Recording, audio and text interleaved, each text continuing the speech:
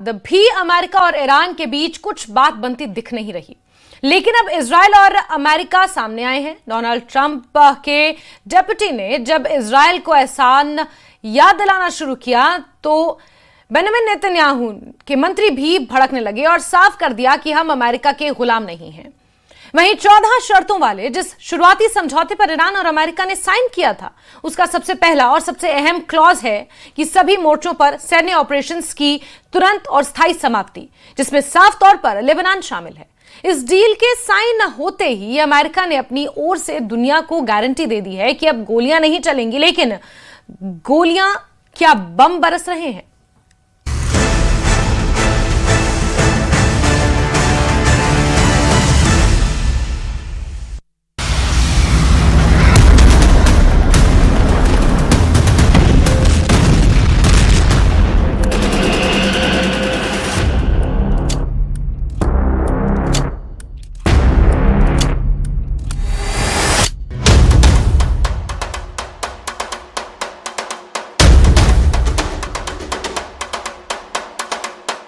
तारीख 18 जून 2026। दुनिया को लगा कि पश्चिम एशिया में सुलग रही तीसरे विश्व युद्ध की आग अब बुझने वाली है। एक तरफ फ्रांस के ऐतिहासिक वर्साय पैलेस में अमेरिका के राष्ट्रपति डोनाल्ड ट्रंप बैठे थे और दूसरी तरफ तेहरान में ईरान के राष्ट्रपति मसूद पजेश्कियान। दोनों ने डिजिटल और फिजिकली कागज पर साइन किए, जिसे दुनिया में इस्लामाबाद मेमोरेंडम ऑफ अंडरस्टैंडिंग कहा जा रहा है। लेकिन इस बीच इजराइल के उत्तर में मौजूद लेबनान में इजरायली डिफेंस फोर्सेस का ऑपरेशन लगातार जारी था।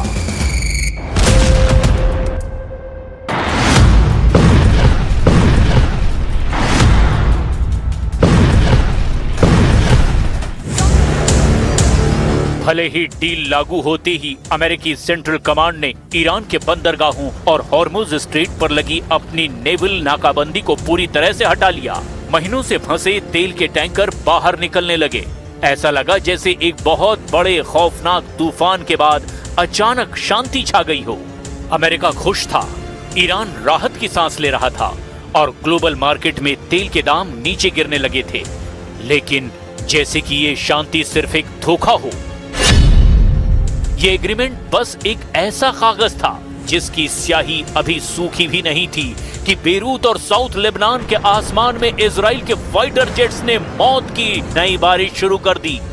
एक तरफ अमेरिका ईरान के साथ स्विट्जरलैंड में आगे की बात करने की तैयारी कर रहा था, दूसरी तरफ उसका सबसे पुराना और सबसे ताकतवर सहयोगी इजराइल इस समझौते की धज्जियां उड़ा रहा था।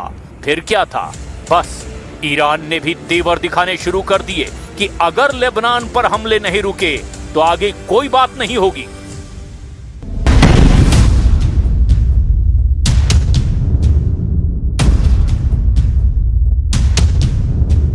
इजरायली मीडिया का कहना है कि इजराइल को इस डील से पूरी तरह बाहर रखा गया था। इजराइल के प्रधानमंत्री बेंजामिन नेतन्याहू ने तो साफ कह दिया कि गाजा की तरह लेबनान में भी इजराइल सिक्योरिटी जोन पर काबिज रहेगा।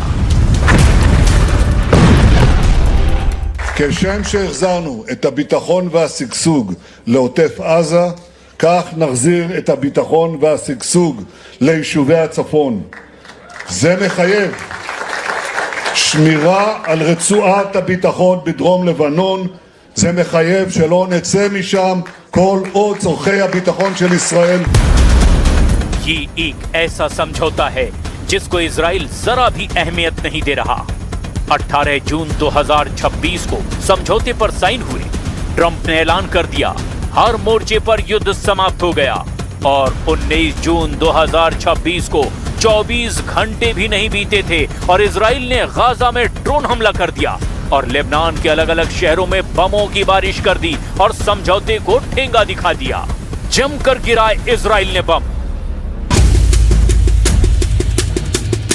18 जून को ही आईडीएफ ने अपने सोशल मीडिया और न्यूज प्लेटफॉर्म पर साउथ लेबनान का एक नया मिलिट्री मैप जारी कर दिया।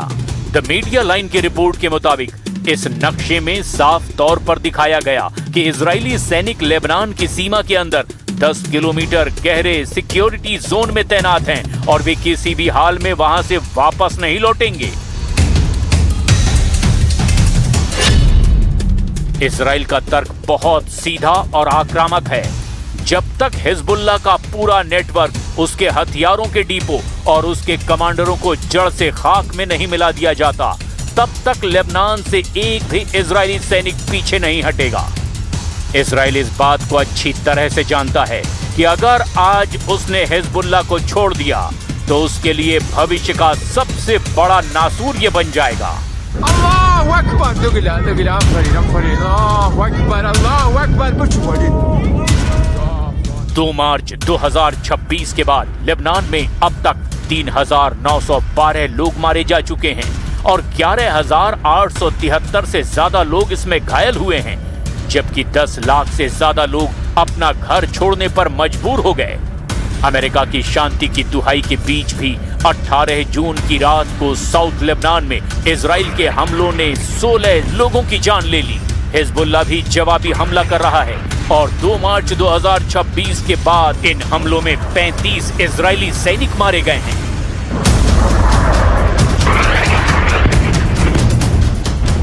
खून दोनों तरफ से बह रहा है, लेकिन इजराइल का एक ही मिशन है, हर कीमत पर साउथ लेबनान को एक बफर जोन बनाना। इजराइल के मंत्री ऐलान कर रहे हैं कि हर एक इजरायली मां की आंसुओं का बदला लेबनान की 1000 मांओं के आंसुओं से लिया जाएगा।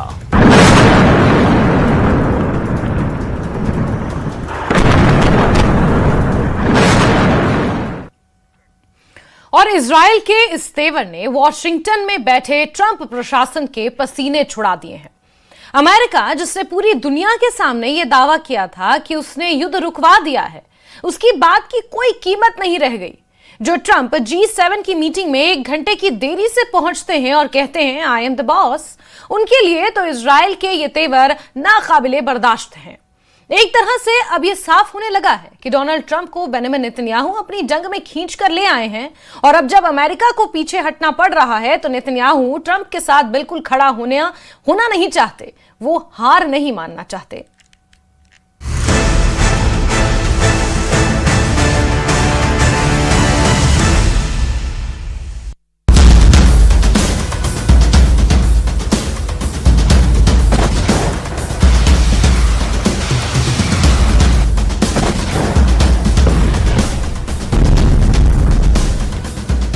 यही वजह है कि अमेरिका के उपराष्ट्रपति जेडी वैंस को भी व्हाइट हाउस के प्रेस ब्रीफिंग रूम में आकर इजराइल पर भड़ास निकालनी पड़ी। जेडी वैंस ने इजराइल के मंत्रियों की बयानबाजी को अजीबोगरीब घबराहट और बौखलाहट करार दिया। वैंस का लहजा बेहद सख्त और आक्रामक था। उनकी बातों से लग रहा था कि डोनाल्ड ट्रंप सीधे बेंजामिन नेतन्याहू को खुली वार्निंग दे रहे थे। If I was in the cabinet of the Israeli government, I might not be attacking the only powerful ally that I have anywhere left in the entire world. And the second message I would give to some of those cabinet members, Bibi, to his credit, has not gone down this path, but to some of these cabinet members in Israel who are attacking the President of the United States, the other thing that I would say is that over the last 3 months, 2/3 of the defensive weapons that have protected your homeland have been built by American hands and paid for by American tax dollars.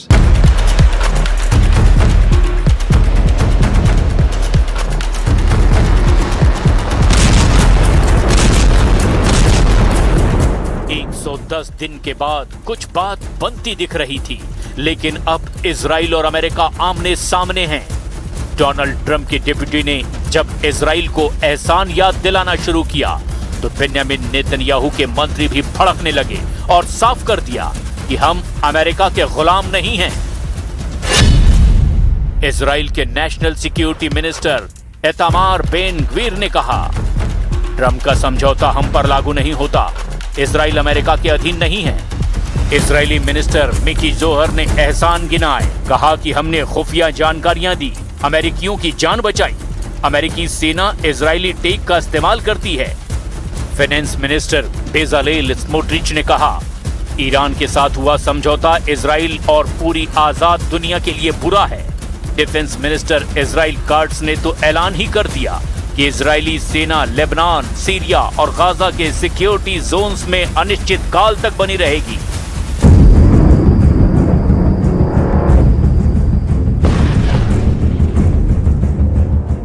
America और Israel के दशकों पुराने और अटूट रिश्तों में अब एक ऐसी दरार आ चुकी है जो शायद ही कभी भर पाए, क्योंकि अब सब कुछ खुलकर होने लगा है। डोनाल्ड ट्रंप ने भी जबरदस्त नाराजगी जताई है। ईरान के नए सुप्रीम लीडर मुस्तफा खामनेई ने भी अपने प्रतिनिधि के जरिए भेजे गए बयान में यह ऐलान तो किया कि पजेश्कियन के आश्वासन पर उन्हें यह समझौता मंजूर है, लेकिन उन्होंने अपने स्टेटमेंट में अमेरिका को दुश्मन कहकर संबोधित किया और यहां तक कहा कि अगर दुश्मन समझौते की शर्तों का उल्लंघन करता है या फिर किसी तरह की हिमाकत करता है तो झुकने की जरूरत नहीं है, करारा जवाब देना है।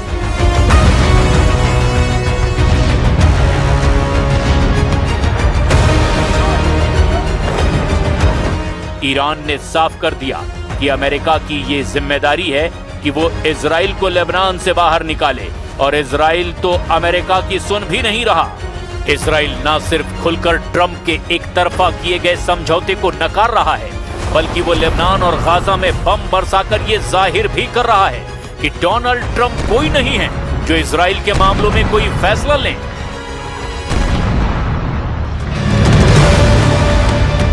दुनिया भर की मीडिया में हड़कंप मच गया।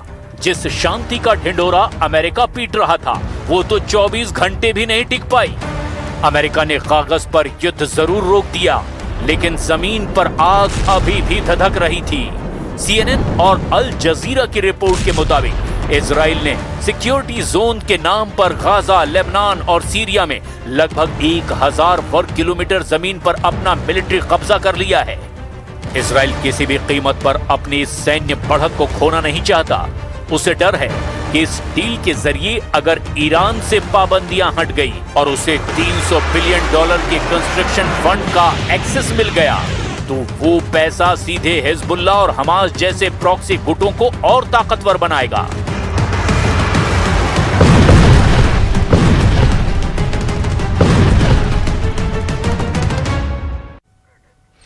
और नेतन्याहू की सरकार क्यों इस कागज को रद्दी के भाव भी नहीं तौल रही?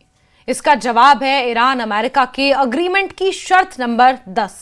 इस क्लॉज में साफ लिखा है कि इस डील के साइन होते ही अमेरिकी ट्रेजरी डिपार्टमेंट ईरान के कच्चे तेल, petroleum products, banking transactions, insurance और ट्रांसपोर्टेशन से जुड़े तमाम प्रतिबंध तुरंत हटा लेगा। यानी ईरान की अर्थव्यवस्था को फिर से ऑक्सीजन मिलने लगेगी।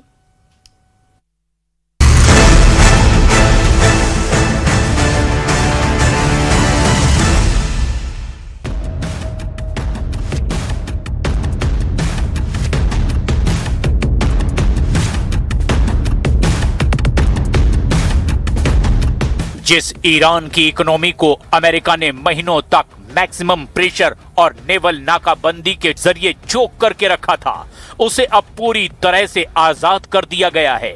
और ये सिर्फ कागजों पर नहीं हो रहा, बल्कि जमीन पर एक्शन शुरू हो चुका है। We will be escorting you to your next port of call. Thank you for your cooperation. This is Warship 112, standing by at channel 16. अमेरिकी सेंट्रल कमांड ने ईरान के बंदरगाहों पर लगी अपनी नेवल नाकाबंदी पूरी तरह से हटा ली है। स्ट्रेट ऑफ हॉर्मुज, जिसे दुनिया की सबसे बड़ी ऑयल आर्टरी कहा जाता है, वहां से जहाजों का गुजरना शुरू हो चुका है। ईरान ने भी ऐलान कर दिया है कि उसकी मंजूरी के बगैर हॉर्मुज से शिप्स की मूवमेंट नहीं हो सकती। वैसे दुनिया खुश है कि तेल के दाम सामान्य होने लगे हैं, लेकिन इजराइल जानता है कि ईरान के जो अरबों डॉलर के फ्रीज हुए एसेट्स अब खुलेंगे, वो कहां जाएंगे।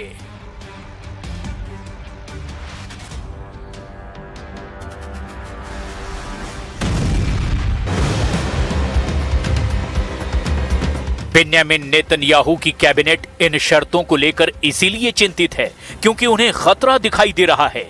इजराइल मानता है कि ईरान इस मैसिव फंड को ईरान के विकास और आम लोगों की सुविधाओं पर खर्च नहीं करेगा, बल्कि इसके जरिए वो अपनी एक्सिस ऑफ रेजिस्टेंस यानी अपनी मिलिशिया को मजबूत करेगा। इजराइल का कहना है कि इस फंड से हिजबुल्लाह को एक मेजर कैश इंजेक्शन मिलने वाला है। यानी ये पैसा सीधे इस्लामिक रिवॉल्यूशनरी गार्ड कॉर्प्स यानी IRGC के गुप्त खातों में जमा हो जाएगा और वहां से ये पैसा लेबनान में हिजबुल्लाह, गाजा में हमास, सीरिया, इराक और यमन में इस्लामिक विद्रोहियों के हाथों में पहुंचेगा।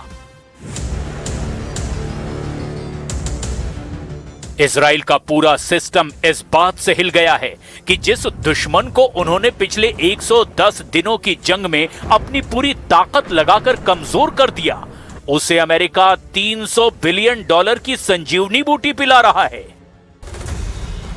CNN और द टाइम्स ऑफ इजराइल के मुताबिक ईरान ने इस जंग में क्लस्टर वॉरहेड वाली मिसाइलों का इस्तेमाल किया था, जिनसे इजराइल में भारी तबाही मची थी और अब अमेरिका उसी मिसाइल प्रोग्राम को बिना छुए ईरान से डील कर रहा है।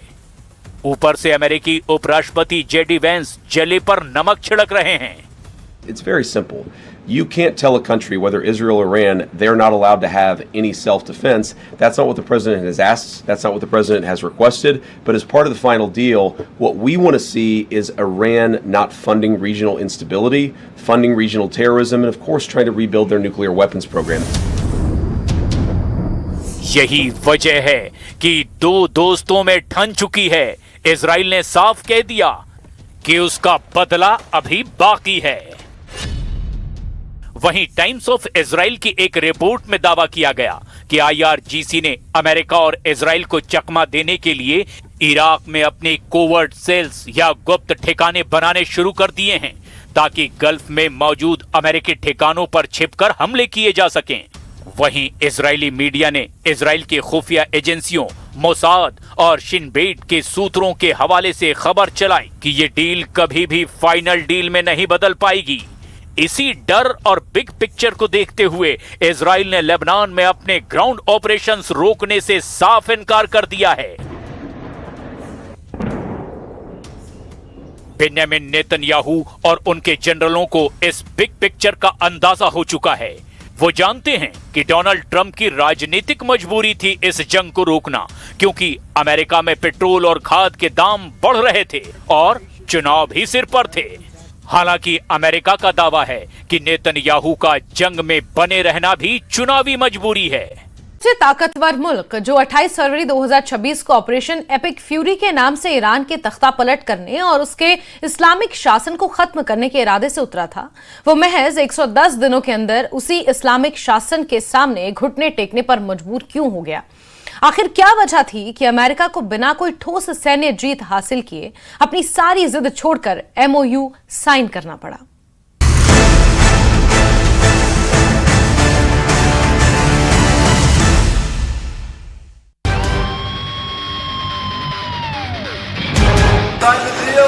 Did you sign the MOU?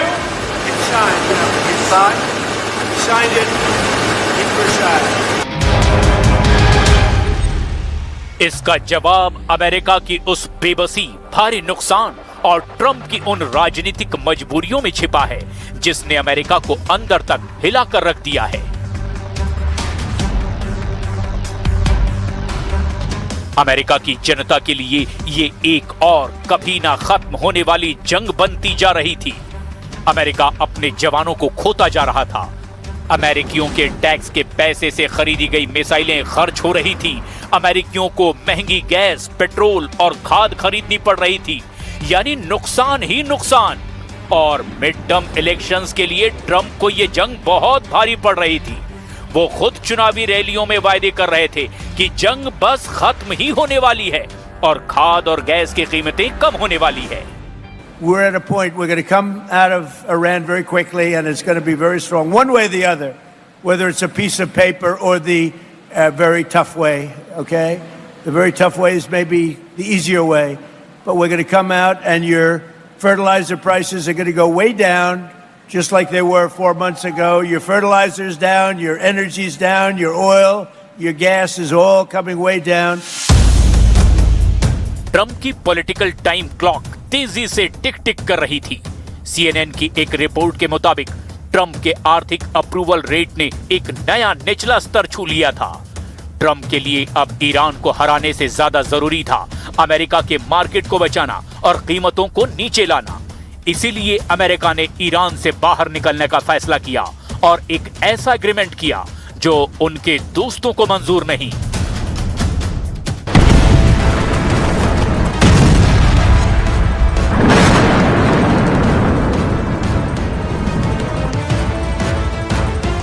America अब कह रहा है कि बहुत हुई दूर देश की लड़ाई, राजनीतिक मजबूरी में बाजीगर बन रहे ट्रंप को सरेंडर का तमगा भी मंजूर है और इसी मजबूरी के चलते बेंयामिन नेतन्याहू को मंजूर नहीं है कि वो पीछे हट जाएं।